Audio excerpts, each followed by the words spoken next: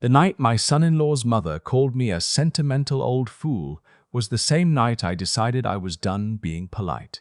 That was 3 years ago. I'm 64 now, retired from 22 years with the Henrico County Sheriff's Office, and I've got more patience than most men my age. But patience has a flaw, and the Kellerman family found it. My daughter Nora was 29 when she married into that family. She'd met Bryce Kellerman at a law firm in Richmond. She was a paralegal, he was a junior associate, and he had that easy confidence that comes from never having been told no. Good-looking in a way that photographs well. Charming at dinner parties. I didn't dislike him at first. I want to be honest about that because it would be easy to say I saw it coming from day one. I didn't. What I did see slowly, over about 18 months of Sunday dinners and holiday visits, was the way Nora changed around his family. She laughed less, she apologized more. She'd call me on her drive home from their house, and I'd hear something tight in her voice that she was working to smooth out before she walked back in through her own front door. The Kellermans had money, old tobacco money that had pivoted into commercial real estate somewhere in the 1980s, and they never let you forget the pivot. Bryce's father, Randolph, had the manner of a man who'd been told since birth that his opinions were worth more than other people's facts. His mother, Cecilia, was the kind of woman who gives compliments that land like paper cuts. Nora wore the wrong shoes to Easter dinner once, sandals instead of heels, because she'd twisted her ankle, and Cecilia mentioned it 3 times before dessert. She's just particular, Bryce would say, whenever Nora brought it up later. She's like that with everyone. But she wasn't like that with everyone. I watched enough to know that. The summer before everything fell apart, the Kellermans planned a family trip to their lake house in the Adirondacks, 6 hours north of Richmond. Late August, the kind of week where the light goes golden in the afternoons, and you can almost forget the world has edges. Bryce told Nora it would be a chance to reset with his family. She told me about the invitation with a careful kind of hope in her voice, the way you'd describe a job interview you weren't sure you wanted but needed anyway. I drove up to see them off the morning they left. Nora hugged me in the driveway longer than usual. "Call me when you get there," I said. "Dad, it's a family trip. I know what it is. Call me when you get there." She called at 7:40 that evening. She sounded fine. Tired from the drive, but fine. I told myself I was overthinking it. I didn't hear from her again for 2 days, which she'd warned me might happen. Bad cell service at the lake, she'd said. So I waited. On the 3rd day I texted. Nothing came back. On the 4th day I called Bryce directly. It rang 4 times and went to voicemail. I left a message that was as measured as I could manage. On the morning of the 5th day my phone rang at 6:18 a.m. It was Nora. She was at a hospital in Plattsburgh, New York. She'd been there since the night before. I made her say it twice before I understood what had happened.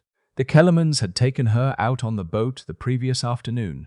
Randolph, Cecilia, Bryce, and his younger brother Garrett, who was visiting from Charlotte.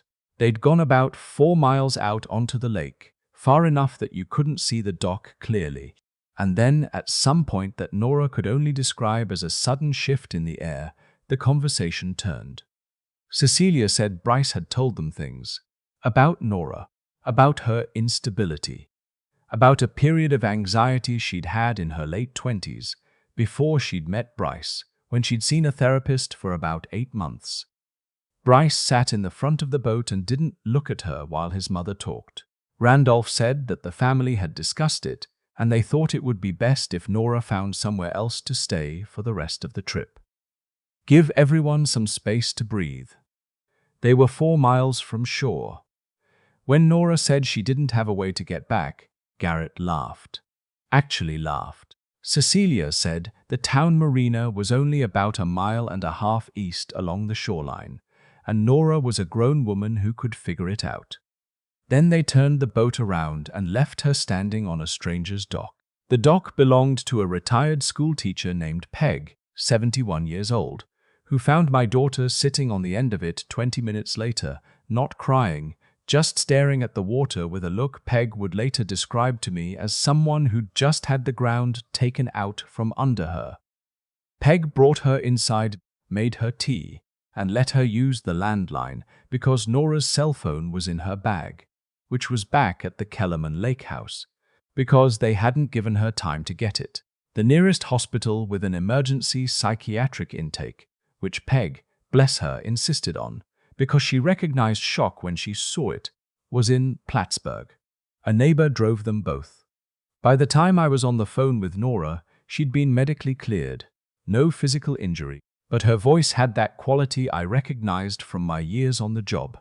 The flat, careful voice of someone who's been through something and hasn't processed it yet, because processing it would mean accepting that it was real. "I'm coming up," I said. "Dad, I'm already looking at the map. 6 hours. I'll be there by 1. Bryce hasn't called me."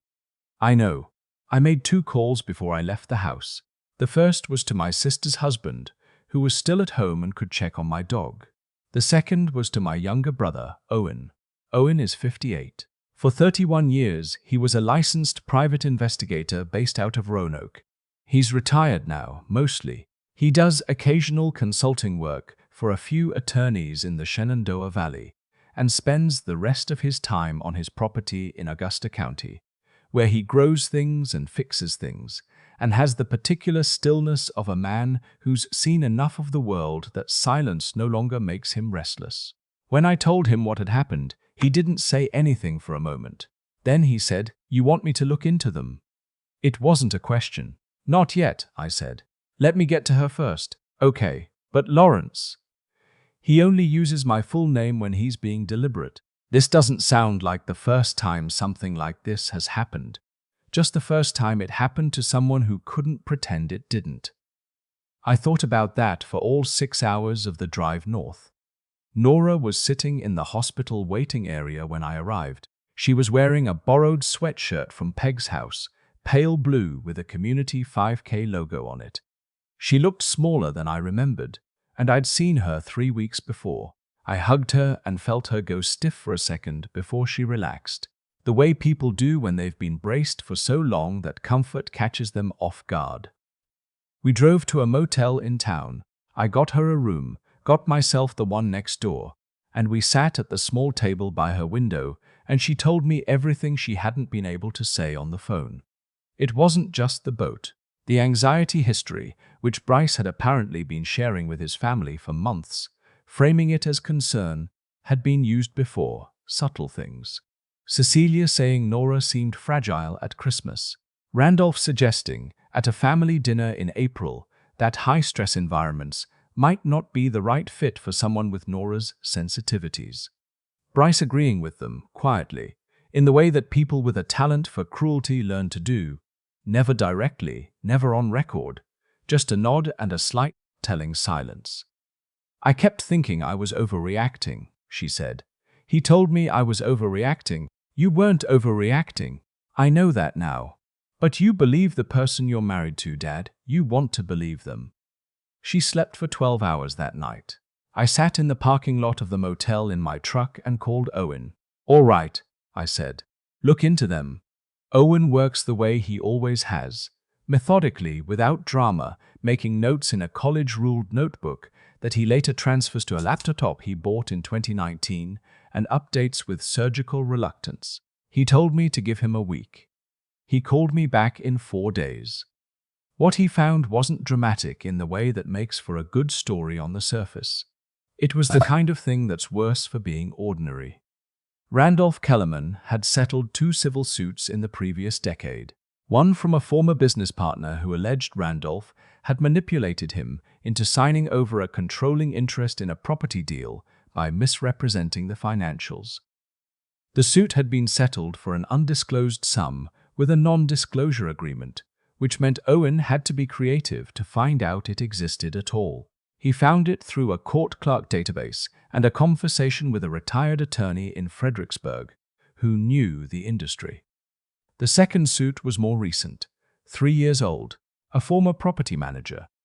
A woman named Doris, in her late 50s, had filed a wrongful termination and emotional distress claim against Kellerman Commercial Properties. She alleged that after she'd raised concerns about what she believed to be improper expense reporting, she'd been systematically excluded from meetings, had her responsibilities stripped away, and had ultimately been let go with a manufactured performance review that contradicted every review she'd received in the previous 7 years. That suit had also settled, also with an NDA. Doris Owen told me had been willing to talk, off the record and carefully, because the NDA covered financial disclosure but not a general conversation about her experience, and she'd been carrying it for 3 years and was tired. She said what Randolph had done to her was methodical, that it had felt, over the 18 months before she was fired, like being slowly erased, that she'd started to doubt her own competence, her own memory, her own judgment, because the messaging around her had been so consistent and so visible that there was nothing concrete to point to. "I used to be good at my job," she told Owen. "I still am, but it took me 2 years after leaving to remember that." Owen sent me his notes. I read them twice, and then I called Nora. She'd moved into a short-term rental in Richmond by then, a furnished apartment near the Fan District that she was covering with savings and a loan from a friend. She'd spoken to an attorney about divorce proceedings. She was doing the thing she'd always done when the ground shifted under her, getting practical, getting organized, building the next thing while she was still standing in the wreckage of the current one. That's her nature. I don't know where she got it, but I've always been grateful for it. When I told her what Owen had found, she was quiet for a long time. "So I'm not the first person they've done this to," she said. "You're not. What do I do with that?" "That depends on what you want." She thought about it. I waited because she needed to think, not be told. "I want the divorce," she said, "and I want him to understand that what he did wasn't nothing, that there are consequences. Not for me, I'll be fine. But for him." "Owen found something else," I said, "about Bryce specifically." This part was simpler and uglier. Owen had pulled Bryce's professional history through the State Bar Association's public records, cross-referenced with a couple of attorneys in the Richmond legal community who'd known him from his associate years, and found that Bryce had quietly left his second firm after a complaint from a junior colleague, a female associate, about workplace conduct. The complaint hadn't resulted in formal disciplinary action, partly because the firm had moved quickly to manage it internally. The associate had left the firm shortly after. Her LinkedIn showed she was now at a boutique firm in DC, and, as Owen put it, appears to be doing fine, and appears to have moved a significant distance from that chapter of her professional life. None of this was criminal. That's the honest thing to say. What Randolph and Bryce Kellerman had done existed in the territory that lies just south of what the law can reach. The place where cruelty lives when it's practiced by careful people with good attorneys. But it had pattern, and pattern, in my experience, is something juries and licensing boards and professional associations notice when the information is organized correctly and presented to the right people. Owen knew which attorneys handled professional conduct complaints to the Virginia State Bar. He also knew, through years of professional relationship, which investigative journalist at a Richmond Alt Weekly had spent the better part of 2 years looking into predatory commercial real estate practices in the Tidewater region. We didn't do anything illegal. I want to be clear about that, because I know how this kind of story can sound, and I don't want to overstate my own role. Owen made introductions. He shared his notes carefully. He connected the journalist, whose name was Patrick, and who was thorough and patient in the way that good journalists are, with Doris. Patrick found 2 other former employees of Kellerman Commercial Properties on his own, through methods that were entirely his. The bar complaint about Bryce was filed by the former associate herself. Owen had simply helped locate the contact information of a victim's advocate at the State Bar, who specialized in helping individuals understand their options. What she chose to do with that information was her own decision. The story Patrick eventually published appeared 7 months after Nora moved into that apartment in the Fan. It ran in the Alt Weekly and was picked up the following week by a regional business journal. It focused on Randolph's business practices and the pattern of settlements. Bryce was mentioned in one paragraph in the context of the professional culture at Kellerman Commercial Properties. The bar complaint was still pending at the time of publication. The story noted this. Randolph called me once about 2 weeks after the article ran. I don't know how he got my number. He was not as composed as I would have expected. He used the word orchestrated. He said I had no idea what I'd set in motion. He said things that I think he later regretted, because the call had come to my cell phone, and as a retired law enforcement officer who has maintained certain habits, I record calls I don't initiate from numbers I don't recognize. I listened to him finish. Then I said, Randolph, you left my daughter standing on a stranger's dock 4 miles from shore. That's where this started. Everything after that was a consequence. He hung up. The bar complaint resulted in a formal reprimand for Bryce. Not disbarment, but a mark on his record and a mandatory ethics course. For a man whose entire professional identity rested on his standing in the Richmond legal community, this was, I'm told, not nothing. Kellerman Commercial Properties lost 2 significant contracts in the 12 months following the article. I don't know exactly how much that cost them. Owen had a number, but I didn't ask him to share it. It wasn't money I was after. Nora's divorce was finalized on a Tuesday morning in March. I met her outside the courthouse on East Broad Street. It was cold and bright, the kind of March day that can't decide what it wants to be. She had on a grey coat I hadn't seen before, and she looked like herself. Not the version of herself she'd become over 3 years of Sundays with the Kellermans, but the earlier one, the one who laughs when something is actually funny and doesn't look at me with that careful, measuring expression before she speaks. We went to lunch at a diner on West Carey. She ordered the same thing she always orders: eggs over easy, wheat toast, orange juice, and we talked about her job and her apartment and a trip she was thinking about taking to Colorado with a friend from work. She didn't bring up Bryce. I didn't either. On the drive home, she called me from her car, which she does sometimes, the old habit from before all of it, when the call was just the call and not a pressure valve. Dad, she said. Yeah, thank you for calling Owen. You would have found your way through it regardless. Maybe. But I wouldn't have known about Doris. I wouldn't have known it wasn't me. I didn't say anything for a second. Outside my windshield, the interstate opened up toward the southwest, the kind of long, flat view that always makes me feel like the world is bigger than whatever's been sitting on my chest. It was never you, I said. She knew that. But some things need to be said out loud, by the right person, at the right time. That's something they don't teach you in the academy, and it took me most of my career to learn it. Some people move through the world convinced that power protects them from consequence. The Kellermans believed this. They had believed it for long enough that it had become something close to a fact in their experience.